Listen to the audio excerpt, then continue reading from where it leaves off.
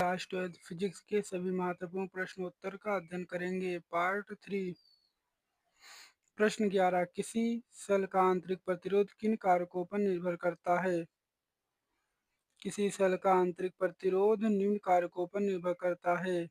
पहला, यह सेल के दोनों प्लेटों के बीच की दूरी के समानुपाती होता है। दूसरा, सेल के प्लेटों का क्षेत्रफल के व्युत्क्रमानुपाती होता है। तीसरा, वैद्युत अपघट्ट की सांद्रता बढ़ने पर बढ़ता है। चौथा, सेल को उपयोग में लाते रहने पर आंतरिक प्रतिरोध धीरे धीरे बढ़ता जाता है। प्रश्न 12। ट्रांसफार्मर का सिद्धांत क्या है और यह किस धारा पर काम करता है? उत्तर, ट्रांसफार्मर अन्योन्य प्रेरण के सिद्धांत पर कार्य करता है। यह प्रत्यावर्ती धारा पर काम करता है, दृष्ट धारा पर नहीं। प्रश्न 13।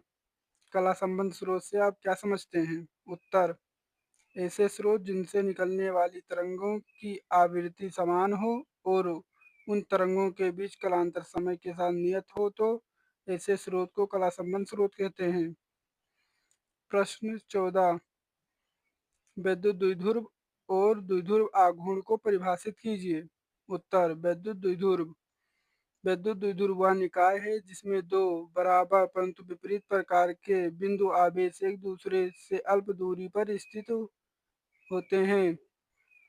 वैद्युत द्विध्रुव आघूर्ण कोई एक आवेश तथा दोनों आवेशों के बीच की अल्प दूरी के गुणनफल को वैद्युत द्विध्रुव आघूर्ण कहते हैं।